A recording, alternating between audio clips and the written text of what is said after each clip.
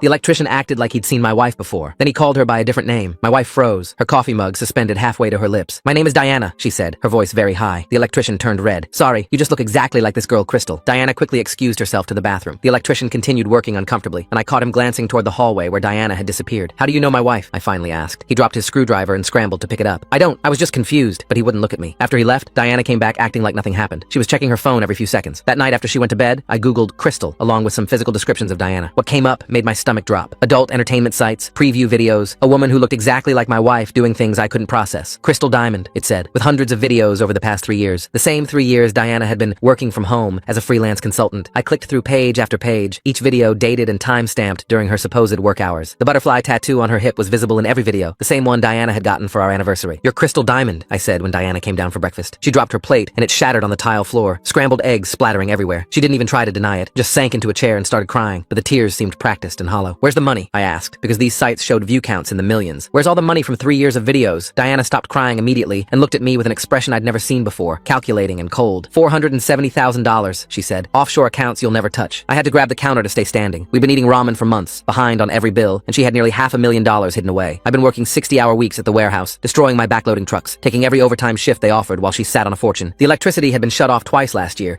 and we'd sat in the dark for days each time, lighting candles like it was the 1800s. I'd sold my father's truck, the 1969 Ford he'd restored with his own hands before he died, just to pay for her mother's funeral. $3,000 I'd gotten for a truck worth $20,000 because I'd needed the money fast, and Diana had cried about how guilty she felt that we couldn't afford a proper service. "I make $3,000 in a weekend doing private shows," she said now, like it was nothing. Private shows meant meeting clients in hotels, and she explained it like discussing grocery shopping. The girlfriend experience, where men paid $5,000 to pretend she was theirs for a night. Our anniversary dinner when she'd claimed food poisoning, our nephew's graduation she'd missed for a work emergency, my promotion celebration she'd skipped for a migraine. All lies, all bookings, all documented on her Crystal Diamond booking calendar I could see on the website. She'd been meeting strangers for money while I thought she was building a consulting business from home. She'd watched me skip meals so she could eat, watched me tape my work boots together because we couldn't afford new ones. "Why?" I asked, and my voice sounded broken even to me. Diana shrugged and stood up, grabbing her keys from the counter. "Because I could," she said simply. "The house is in my name anyway. The refinancing documents I'd signed 6 months ago without reading them, because I trusted my wife completely. She told me it would lower our interest rate and help us save money we desperately needed. Instead, she'd removed me from the deed entirely while I'd been focused on making ends meet. 3 years of marriage turned into a lie. 3 years of pretending to struggle beside me while she built her secret empire as Crystal Diamond. "I have a shoot in an hour," she said, checking her phone like we'd been discussing the weather. "Downtown at the Marriott, if you're wondering." "You can't just leave," I said, but she was already at the door with her purse and jacket. Diana turned back with a cold smile I'd never seen in 7 years together. "The house is mine, remember?" she said. "I'll need you out by the weekend so I can set up a proper studio in the basement. A studio for Crystal Diamond, in the house I'd spent 3 years maintaining and improving." She pulled out her phone and scrolled through something, that cruel smile getting wider as she typed. "By the way," she added, not even looking up from the screen, "you should probably get tested. The clinic on 3rd Street does walk-ins on Tuesdays. Mention me, and you'll get a few bucks off." The door slammed, and I watched through the window as her car backed down the driveway, the red taillights disappearing around the corner like this was any normal morning. My legs wouldn't move for the longest time. I just stood there in the kitchen staring at the spot where she'd been standing. The broken plate was still on the floor with eggs drying on the tile. My knees started shaking, and then gave out completely. I dropped straight down onto the floor next to the mess, my jeans soaking up egg yolk. The whole kitchen felt wrong, like a place where something terrible had happened. I pulled out my phone with hands that wouldn't stop shaking and started taking pictures of everything. The broken plate, the eggs, the coffee mug she'd left on the counter. I crawled to the filing cabinet and dug through papers until I found the refinancing documents from 6 months ago. My signature was right there on the line where I'd given away my own house. The camera kept going out of focus because my hands were shaking so bad. I had to take each picture 3 or 4 times to get one that wasn't blurry. While I had my phone out, I logged into our joint checking account. $12.37 stared back at me from the screen. Yesterday, there had been $800 from my last paycheck. She must have transferred it all out this morning before our talk. My next paycheck wasn't until Friday, 4 days away. The electricity bill caught my eye from the counter where Diana always stacked the mail. Past due in big red letters across the top. Final notice before disconnection. I picked up the water bill underneath it. Same red letters. The gas bill too. She hadn't paid anything in months, probably planning this whole thing while I worked overtime to keep us afloat. My phone buzzed with a text from my supervisor asking where I was. I was already 20 minutes late for my shift and hadn't even noticed what time it was. I texted back that I had a family emergency and might need to leave early too. He replied immediately that I was out of sick days and any time off would be unpaid. I couldn't afford unpaid time, but I also couldn't stand up yet. It took another 10 minutes before my legs worked enough to get off the kitchen floor. I changed my jeans and drove to the warehouse on autopilot, not remembering most of the drive. The morning shift dragged by with me making stupid mistakes on orders I could normally do with my eyes closed. My supervisor kept giving me looks, but didn't say anything yet. At lunch break, I found Ivan eating his sandwich in the break room and sat down across from him. He took one look at my face and put his food down. I told him everything, the words spilling out in a rush about Diana being Crystal Diamond, the money, the house, all of it. Ivan stared at me like I was speaking Chinese, his mouth hanging open. Then he said, I could crash on his couch as long as I needed. The relief hit me so hard I almost started crying right there in the break room. He patted my shoulder awkwardly and said his girlfriend might not love it, but she'd understand. The rest of my shift went by in a blur of loading trucks and trying not to think about where I'd be sleeping in 3 days. After clocking out, I sat in my car for a minute before starting the engine. The 3rd Street clinic Diana had mentioned was only only 15 minutes away. The waiting room was packed with people all avoiding eye contact, everyone there for the same shameful reason. When I gave my name at the desk, the receptionist asked if I had insurance. I said yes, and she asked for Diana's name since the insurance was through her work. The second I said Diana's name, the receptionist's whole face changed. She looked at me with this expression like she felt sorry for me. She said they'd call me back soon and to have a seat. I sat there for 2 hours between a teenager and an old man, all of us staring at our phones. They finally called me back, and a nurse took my blood and had me pee in a cup. She said results would take 3 to 5 days, and they'd call me. The whole thing felt like being branded with shame. By the time I got back to the house, it was dark. Diana's car wasn't there, probably at another hotel appointment. I heated up a can of soup and ate it standing at the counter because sitting at our dining table felt too normal. My phone buzzed at 9 with a text from Diana asking if I was still at the house. No concern, no emotion, just asking like she was checking if I'd picked up milk. I texted back that yes, I was still there and would be out by Saturday like she demanded. She sent back a thumbs up emoji to end our marriage. I couldn't process that level of coldness from someone I'd shared a bed with for 3 years. Speaking of our bed, I couldn't make myself go into the bedroom. The whole room smelled like her perfume, the expensive kind she wore to her consulting meetings that were really hotel appointments. Why would Diana suddenly drop the whole act after 3 years of keeping it secret? The electrician calls her Crystal, and she just gives up completely. No more lies, no backup story, nothing. I grabbed an old blanket from the hall closet and made a nest on the couch. The ceiling had a water stain I'd been meaning to fix for months. Now it would be Diana's problem, or Crystal Diamond's problem, whoever she really was. I laid there until 3 in the morning, my brain spinning through every memory, looking for signs I'd missed. Friday morning came too fast. I called in sick to work, even though it meant losing a day's pay I desperately needed. Instead, I opened my laptop and started searching for tenant rights in our state. Page after page of legal websites said that even without being on the deed, I might have residency rights as an established tenant. The legal aid clinic downtown had a website with information about free consultations for people who couldn't afford lawyers. I called the number and got an automated system. The earliest appointment they had was 3 weeks out. I booked it anyway, knowing I'd be long gone from the house by then, but needing to do something, anything, that felt like fighting back. 3 hours later, I was at the kitchen table with my laptop and a stack of bank statements from the filing cabinet. I started building a spreadsheet, typing in every single payment I'd made toward our mortgage over the past 3 years. Each row showed the date, amount, and check number from my account. The mortgage payments alone added up to $18,000. Then I added the utility bills I'd paid from my checking account. Electric, water, gas, internet, trash pickup, everything Diana hadn't bothered with while hoarding her fortune. Another $11,000 right there. The home repairs hurt the most to document. The new water heater I'd installed myself to save money, $800. The roof patch after the storm last year, $1,500. The furnace repair, the driveway ceiling, the bathroom tile I'd laid myself over 3 weekends. Every receipt I could find went into the spreadsheet with dates and amounts. When I finished adding everything up, the total came to $42,000, every penny traceable through bank statements and receipts. This had to count for something in court. My alarm went off at 5 a.m. Friday morning for my warehouse shift. I saved the spreadsheet to 3 different places and emailed it to myself before leaving. At work, I was moving pallets with the forklift when I knocked over a stack of boxes. Then I loaded the wrong truck with the wrong shipment. My third mistake was entering inventory counts wrong in the system. My supervisor called me into his office after lunch. He closed the door and asked if everything was okay at home. I told him I was going through a divorce and needed to find a new place to live by the weekend. He nodded and said he understood, but I needed to focus or there could be consequences. The company couldn't afford mistakes that cost money. I promised to do better and went back to my station. The rest of my shift, I double-checked everything, moving slower to avoid more errors. When I got home that evening, Diana's car was already in the driveway, along with a white van I didn't recognize. I walked in to find Diana in the living room with 2 guys carrying camera equipment. She introduced them as colleagues, helping her move some things for work. They headed down to the basement with tripods and lighting rigs. I could hear them setting up, drilling into the walls, moving furniture around. I went to the kitchen and heated up leftover pasta from 2 nights ago. The food tasted like cardboard, but I forced myself to eat it standing at the counter. Diana and her crew worked in the basement until almost midnight, their voices and footsteps echoing through the floor. Saturday morning, I drove to the clinic at 7:30 to be there when they opened at 8. The same waiting room, the same uncomfortable chairs, the same people avoiding eye contact. They called me back after an hour. Gabriella Hartman came in with my test results on a clipboard. She explained I was negative for everything so far, but needed to retest in 3 months. Some infections had window periods where they wouldn't show up right away. She handed me a packet about exposure risks and safe practices. I asked what the chances were of something showing up later. She said it depended on the type of exposure and frequency. I didn't want to explain my situation, so I just nodded and took the papers. Back at work Monday, I caught my supervisor during his break and asked about picking up extra shifts. I needed to save for a security deposit on an apartment. He shook his head and said overtime had just been cut because business was slow. The warehouse was overstaffed as it was. He'd let me know if anything opened up, but couldn't promise anything. The timing couldn't be worse when I needed every dollar I could get. That afternoon, I called 3 different title companies about the refinancing Diana had done 6 months ago. The first 2 wouldn't even talk to me since my name wasn't on the deed anymore. They said it was confidential information. The third company said I'd need a lawyer to get any documents or challenge anything about the refinancing. Without legal representation, they couldn't help me. I hung up feeling more trapped than ever. Tuesday morning, I called the bank directly about our mortgage. After being transferred 4 times, I finally got someone who could look up the account. The representative confirmed what I already feared. The refinancing had removed me from the deed completely, and I'd signed the papers myself. She pulled up the documents and said everything was legal and binding. Diana had planned this perfectly while I trusted her blindly. I asked if there was any way to contest it. She said I'd need to talk to a lawyer about that. The bank couldn't give legal advice. Wednesday, I finally got through to a divorce attorney's office after calling 6 different firms. Most wanted consultations fees just to meet. Bryce Myers' office had an opening for Monday morning. The receptionist mentioned their retainer was $5,000 to take a case. I almost hung up, but forced myself to keep the appointment anyway. Maybe they had payment plans or something. Friday afternoon, while Diana was at another appointment, I tried to get into her laptop she'd left on the coffee table. Every password I I tried was wrong. She changed them all since I discovered her secret. Her Crystal Diamond website was still bookmarked on my phone, though. The booking calendar showed she had 3 appointments this weekend: Friday night, Saturday afternoon, and Sunday evening. Each one probably paid more than I made in a month at the warehouse. Sunday night, Diana came home with takeout from the Chinese place we used to order from for special occasions. She set the bags on the counter and started pulling out containers like nothing was wrong. She asked if I wanted to eat with her. I said no and stayed in the living room. She shrugged and said the house would be all hers tomorrow anyway. She ate her dinner at the table while scrolling through her phone, occasionally laughing at something on the screen. Her casualness about destroying my life was almost worse than if she'd been angry or mean about it. Monday morning came too fast, and I barely slept thinking about the meeting with the lawyer. The office was in a strip mall between a nail salon and a payday loan place, which should have told me something. Bryce Myers looked younger than me, maybe 30, with a cheap suit and an office that smelled like old coffee. He listened to my story while typing notes on a laptop that had tape holding the screen hinge together. When I finished talking, he leaned back and told me the truth I didn't want to hear. Since the house was legally in Diana's name only after that refinancing, my options were limited. We could fight for marital assets and argue I was deceived, but it would be expensive and take months, maybe years. The retainer alone was $5,000 I didn't have. I started to stand up to leave, but he stopped me and said he'd take my case for $2,500 down and monthly payments. He'd handled cases like this before and knew what it felt like to lose everything. I signed the agreement right there, knowing I'd have to sell more of my father's things to pay even the reduced amount. Bryce pulled out a yellow legal pad and had me list every single asset and debt we'd shared during the marriage. The list was pathetic when I wrote it all down. 2 credit cards maxed out at $8,000 each from when we were supposedly struggling. An old Honda with 150,000 miles that barely ran. Some furniture we'd bought at thrift stores. Meanwhile, Diana had kept all her Crystal Diamond money completely separate in accounts I'd never known existed. The more we documented, the clearer it became how thoroughly she'd planned this. Every purchase, every account, every financial decision had been calculated to leave me with nothing. Bryce said we'd need bank statements going back 3 years and told me to start gathering everything I could find. After the meeting, I went straight to work and caught Ivan in the parking lot before our shift started. I asked if his offer to crash on his couch was still good because Diana wanted me out tonight. He didn't hesitate, just said we'd move my stuff after work. The shift dragged forever, and my supervisor kept giving me worried looks every time I dropped something or forgot a task. When 5 o'clock finally came, Ivan followed me to the house in his truck. Diana was there waiting in the doorway with her arms crossed, watching everything we did. She reminded me that anything bought for the house had to stay, including the microwave I'd bought with my birthday money. I could only take personal items and clothes. Ivan helped me pack 3 boxes with everything I owned that wasn't attached to the house. My clothes fit in 1 box, my father's remaining tools in another, and some books and personal papers in the third. 7 years of marriage reduced to 3 cardboard boxes that fit in the back of Ivan's truck. Crystal Diamond's money must be sitting in an account somewhere that Brian never even knew existed, while he's tracking every single receipt like his life depends on it. Those camera crews in the basement sound like she's setting up some kind of professional studio right under his nose while he eats cold pasta upstairs. Diana stood there filming us on her phone the entire time, claiming she needed evidence I didn't steal anything. We drove to Ivan's apartment in silence and carried the boxes up 2 flights of stairs to his small 2-bedroom place. His girlfriend was in the kitchen when we walked in, and her face said everything about how she felt about this arrangement. Ivan had already warned her, but seeing me with my boxes made it real. She said I could stay 2 weeks maximum while I found my own place. I thanked her and promised I'd be gone as soon as possible. That night, I slept on their couch wrapped in a blanket Ivan's girlfriend grudgingly provided. Tuesday morning, my phone buzzed with a text from Diana at 6:30. She'd already changed all the locks and sent a photo of the new deadbolts to prove it. They were black metal ones that looked more expensive than anything we'd bought together in 7 years. She said she'd call the cops if she saw me near the property. I was officially homeless except for Ivan's couch. I texted back asking about getting my father's workbench from the garage, and she replied that it was attached to the house, so it stayed. Everything was calculated to hurt as much as possible. Wednesday, I had to miss half my shift to go back with a police escort for my remaining belongings. The officer met me at the house looking bored and checking his watch every few minutes. Diana let us in with a smirk and immediately started filming everything on her phone again. I grabbed my father's hand tools from the garage while she followed us around claiming I might steal something. The officer just stood there looking annoyed at both of us. I found my birth certificate and social security card in the filing cabinet and took those. Diana protested, but the officer said those were clearly mine. The whole thing took 20 minutes and felt like hours. Living at Ivan's place was awkward, but better than sleeping in my car. His girlfriend barely spoke to me and ate dinner in their bedroom most nights. I bought all the groceries to help with expenses and cleaned the apartment obsessively to earn my keep. The dishes were always done, the bathroom spotless, the floors vacuumed daily. Ivan said I didn't need to do all that, but I couldn't just sit there taking up space without contributing something. Thursday, the STD results arrived in an email while I was at work. Negative for everything so far, but the relief only lasted a few seconds. Gabriella Hartman from the clinic called an hour later to remind me about the 3-month follow-up test. Some things didn't show up right away and I'd need to come back in 12 weeks. Until then, I had to wonder and worry about what might still be in my system. Friday at work, I caught my supervisor during lunch and explained I needed consistent hours to qualify for an apartment. Most places wanted proof of steady income and my hours had been all over the place lately. He said he'd do what he could, but made no promises since business was slow. Word had gotten around the warehouse about my situation, and now people looked at me with pity. Some guys offered to buy me beer after work, but I couldn't afford to go out. The following week, Bryce filed the divorce papers and requested temporary support orders. He warned me Diana would fight everything and drag the process out as long as possible. She had the money for a long legal battle while I was already struggling to pay his reduced fee. The court date was set for 6 weeks away, which felt like forever when I was sleeping on someone's couch. The process server went to deliver the papers, but Diana wouldn't answer the door even though her car was in the driveway. He tried 3 times over 2 days with no success. We knew she was home because her Instagram showed her posting from inside the house. The legal games had already started, and she was going to make everything as difficult as possible. My phone died completely during my Tuesday shift,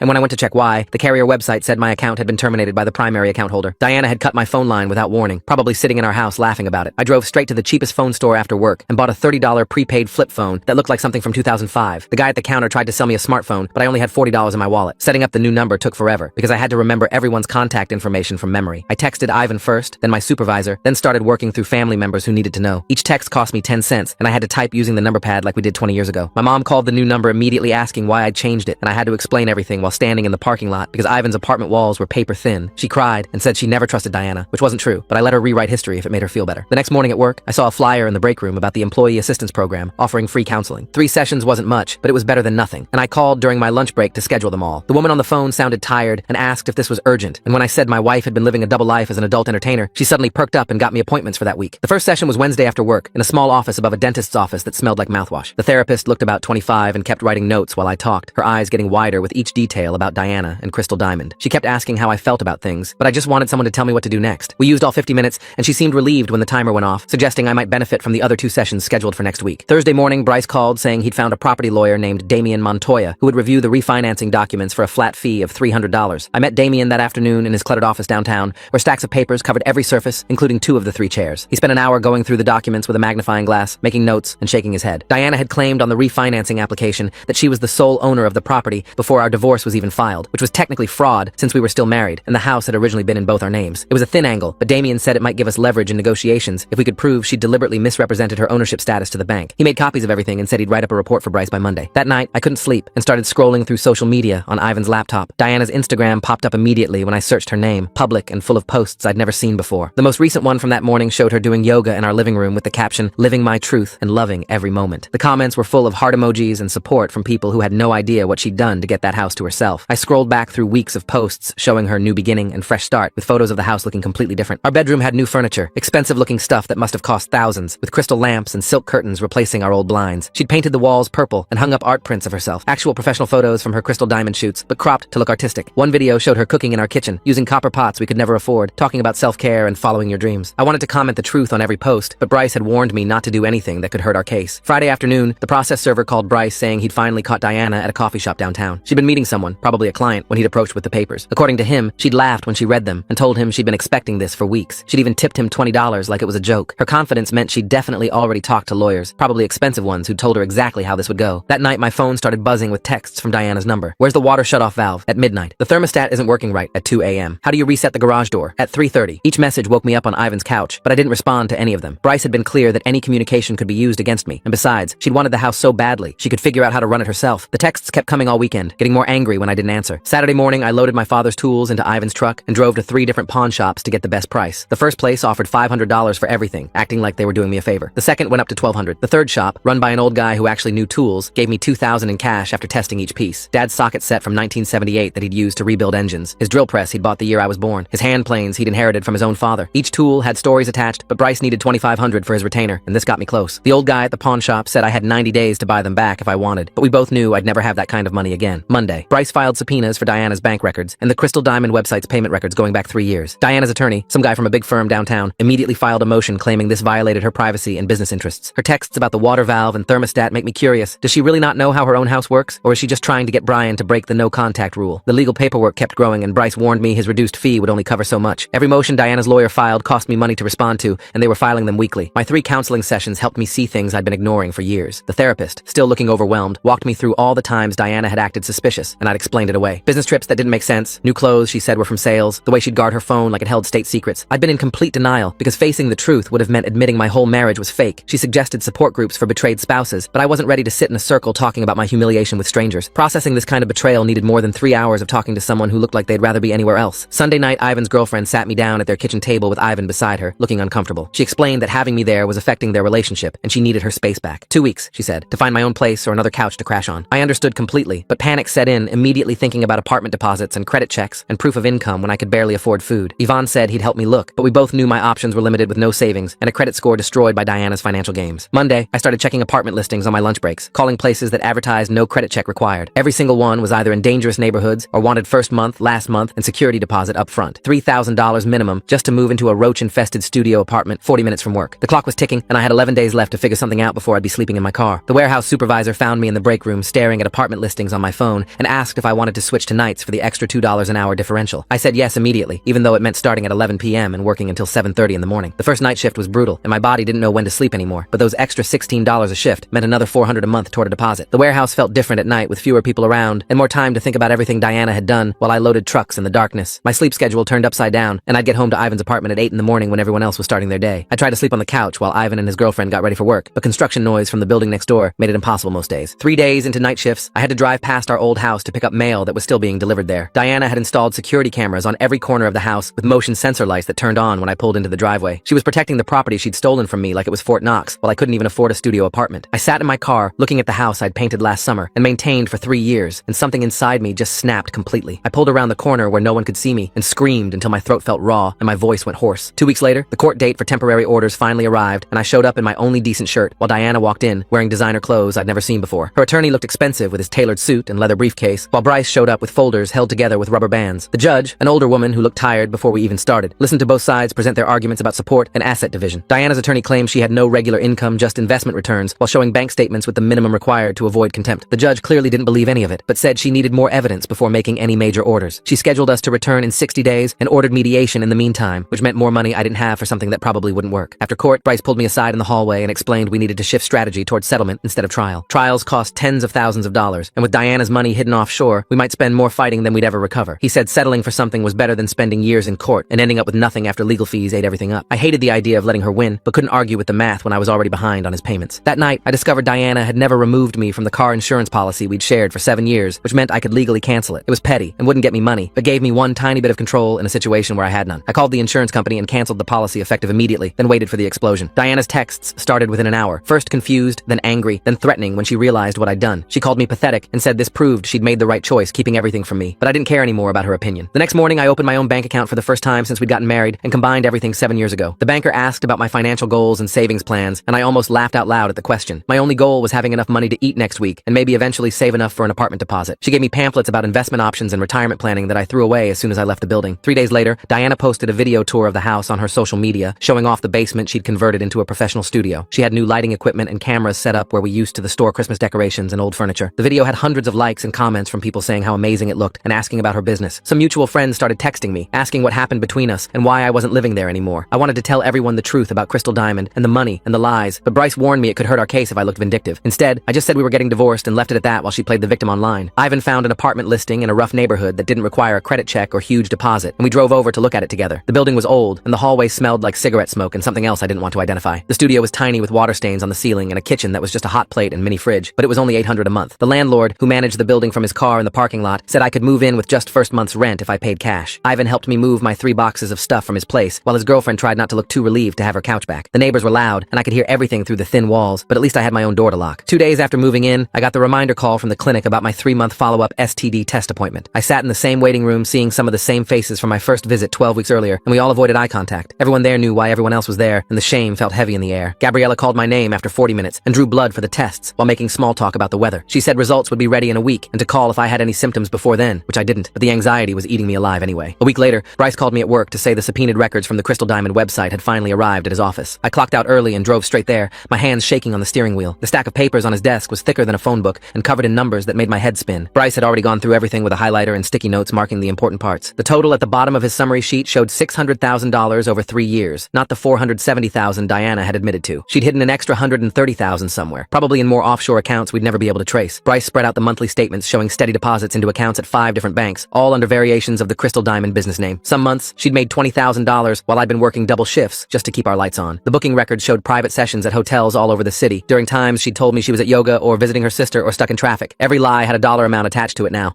Bryce explained that tracking down the offshore accounts would cost more in legal fees than we'd probably ever recover from them. Diana had been smart about where she hid the money, using banks in countries that didn't cooperate with U.S. court orders. We'd have to work with what we could prove existed in domestic accounts, which was still substantial, but not the full amount. The mediation session was scheduled for the following Tuesday at the courthouse downtown. I wore my only suit, the one I'd bought for job interviews 5 years ago that barely fit anymore. Diana showed up in designer clothes I'd never seen before with an attorney who looked like he charged more per hour than I made in a week. Diana's timing seems really careful here, keeping him on the insurance for 7 years, then acting shocked when he finally cancels it. Makes me wonder if she kept other financial connections she thought he wouldn't find. We sat at opposite ends of a long conference table while the mediator explained the process and ground rules. Diana's attorney started by offering me $20,000 to walk away from everything and sign the divorce papers without any further claims. He acted like this was incredibly generous, given that the house was legally in Diana's name only. I wanted to flip the table over and scream about the 3 years of lies and struggle while she sat on a fortune, but Bryce had coached me to stay calm no matter what they said. We countered with a demand for half the current house value, plus $100,000 from her proven earnings. Diana actually actually laughed when Bryce presented our numbers, a cold sound that echoed in the conference room. She said she'd rather spend every penny on lawyers than give me that much. Her attorney whispered something in her ear, and she rolled her eyes but nodded. After 3 hours of back and forth, we settled on $60,000 to be paid over 2 years in monthly installments. It wasn't close to fair, but Bryce said it was better than spending the next year in court battles that would eat up most of the settlement in legal fees anyway. I signed the papers, feeling like I was giving up, but also desperate to just be done with all of it. 2 weeks later, the first payment hit my new bank account, and I immediately used it to put a deposit on a better apartment. The place was still small, just a one-bedroom in an older building, but it was in a safer neighborhood where I didn't hear sirens every night. The property manager ran my credit, but didn't ask questions about the recent divorce or why my previous address was my co-worker's couch. I signed the lease, feeling like I was finally moving forward, instead of just surviving day to day. The apartment had actual kitchen cabinets and a window that looked out at trees instead of a parking lot. Moving day consisted of carrying my 3 boxes up 2 flights of stairs and setting up the air mattress I'd bought at a discount store. The final STD test appointment came exactly 3 months after that first horrible visit to the clinic. I sat in the familiar waiting room trying not to think about all the worst-case scenarios that had been running through my head for weeks. Gabriella called my name and drew my blood with the same professional efficiency as before. A week later, she called with the results, and I had to sit down when she said everything came back negative. She told me I was lucky and should be more careful about partners in the future. I didn't tell her there wouldn't be any partners for a very long time, maybe ever. The divorce papers were finalized a month after the mediation session. Diana got to keep the house and most of her hidden money while I got $60,000 spread over 2 years,